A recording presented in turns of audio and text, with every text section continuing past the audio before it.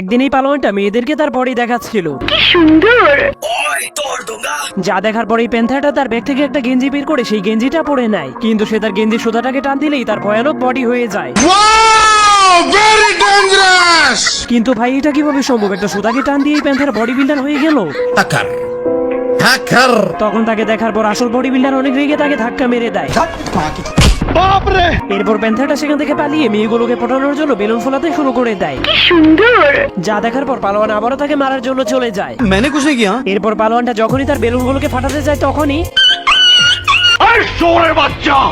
কুকুরটা তাকে ধরে তার পাছায় কামড় দিয়ে দেয়। কিন্তু ভাই এটা কিভাবে সম্ভব? কুকুরের কামড়ে তার বডির সব হাওয়া বের হয়ে গেল।